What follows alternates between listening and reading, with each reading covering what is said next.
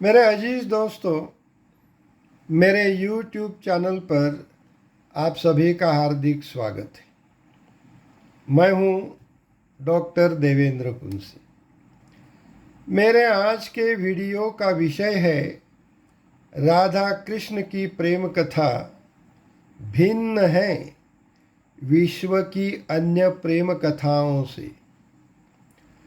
तो दोस्तों, श्री कृष्ण को ईश्वर का अवतार माने या न माने, इतना तो सच है कि श्री कृष्ण के प्रेम संबंधी जानकारी प्राप्त करना हमारे लिए किसी समंदर के तह तक गोता लगाने से भी ज़्यादा विकट प्रयत्न होगा। ऐसी ही कुछ जानकारी लेकर मैं आज आपके सामने पेश हुआ हूँ।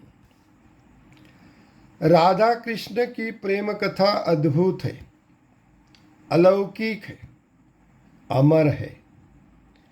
इस प्रेम कथा की जानकारी हमें विद्यापति, चंडीदास और जयदेव जैसे कवियों की अमरू शतक गाथा, सप्तशती जैसे ग्रंथों के पठन से मिलती है।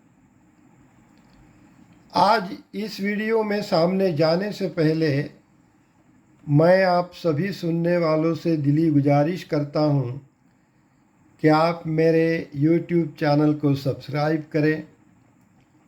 आपकी जो भी हो भली बुरी प्रतिक्रियाएं दें और चैनल को लाइक करना न भूलें।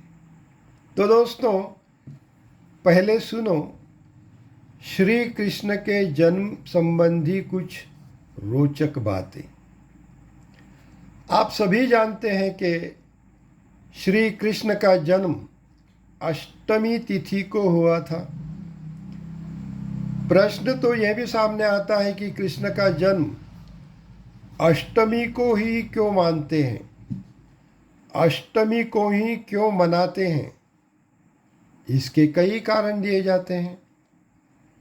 कृष्ण को भगवान का अवतार माने तो इसका कारण यह दिया जाता है कि कृष्ण चंद्रवंशी थे, अतः उन्होंने उनके जन्म के लिए अष्टमी तिथि को ही चुना था।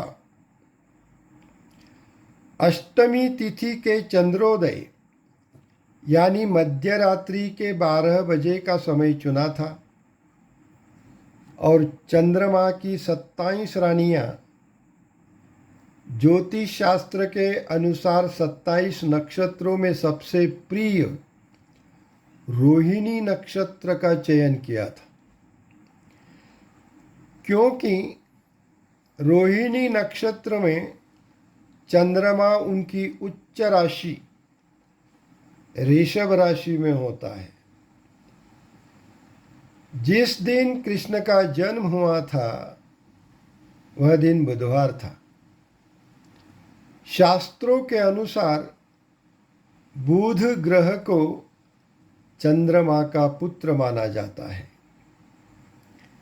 कृष्ण ने उनके जन्म के लिए भाद्रपद मास का चयन किया था, कारण कि भाद्रपद मास साल के 12 मासों के मध्य में आता है। चंद्रमा की कलाएं संख्या में 16 होती है, इसलिए कृष्ण को 16 कलाओं से परिपूर्ण पूर्ण पुरुष माना जाता है। तो चलो कृष्ण की प्रेम कथा जानने से पहले कुछ रोचक बातें राधा के बारे में जानते हैं। राधा कौन थी? राधा की सखियां कौन थी? राधा की कितनी सखियां थी? राधा का कृष्ण से क्या संबंध था? राधा और कृष्ण के मिलन में राधा की सखियां कैसी भूमिका निभाती थी? ऐसे सैकड़ों सवाल हमारे सामने आते हैं। तो दोस्तों, चलो इन सवालों पर कुछ बातें जान लें।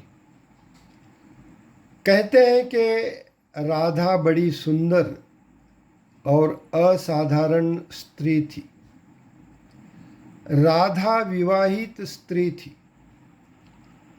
कृष्ण से राधा का प्रेम एक विशिष्ट तरह का प्रेम माना जाता है।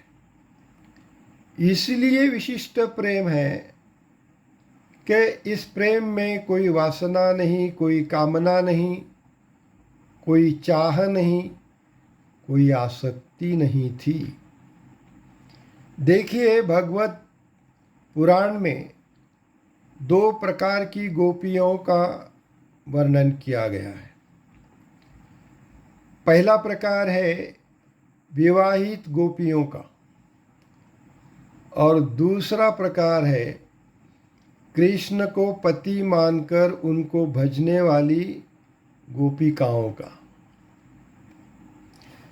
वैसे तो पुराणों और कृष्ण काव्यों में राधा की सखियों की संख्या अनगिनत बताई है, लेकिन पुराण स्पष्ट रूप से बताते हैं कि राधा की प्रमुख 8 सखियां थीं। इन 8 सखियों के नाम इस प्रकार है, सुनिए।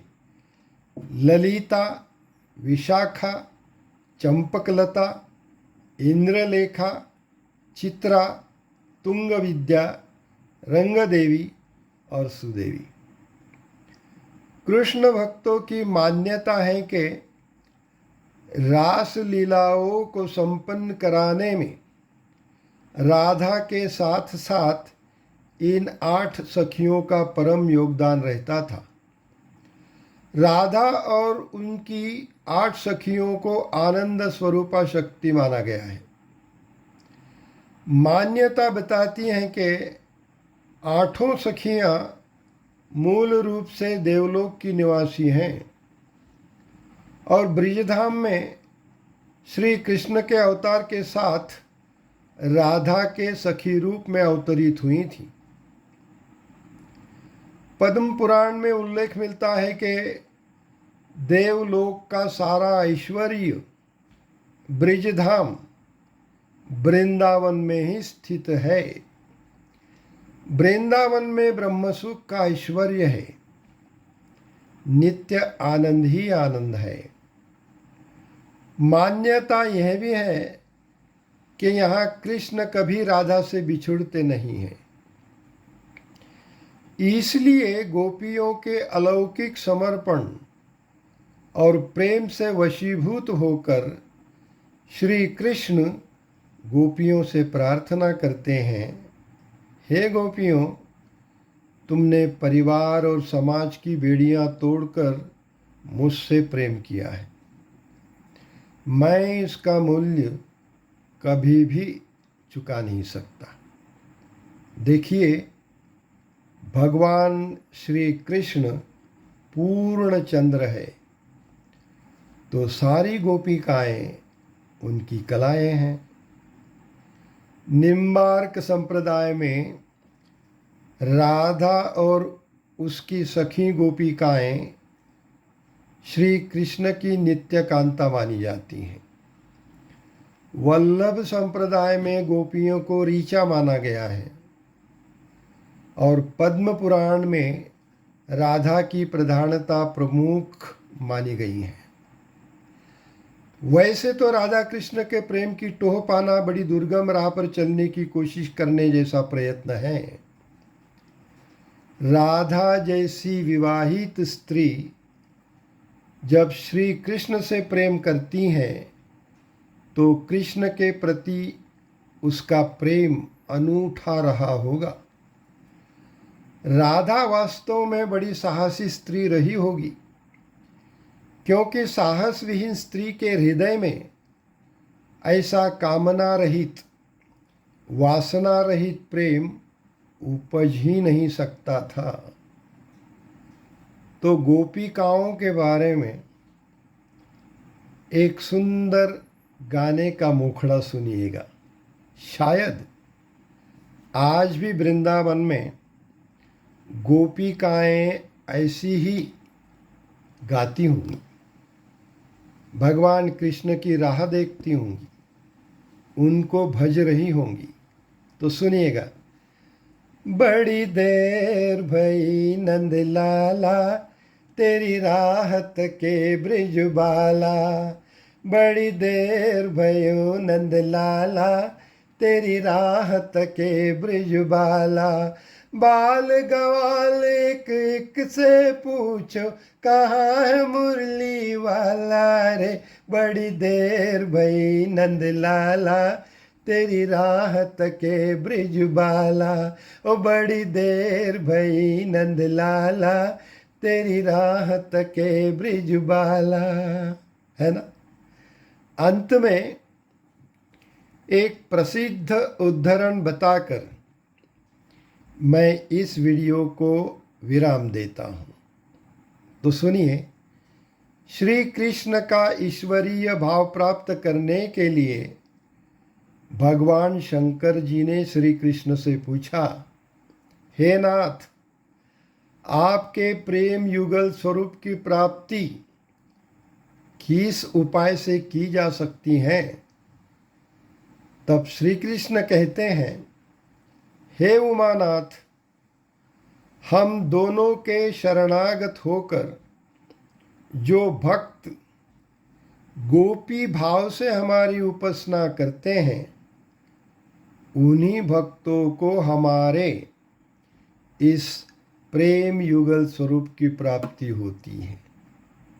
तो दोस्तों, इसी जानकारी के साथ मैं आपसे विदा लेता हूँ।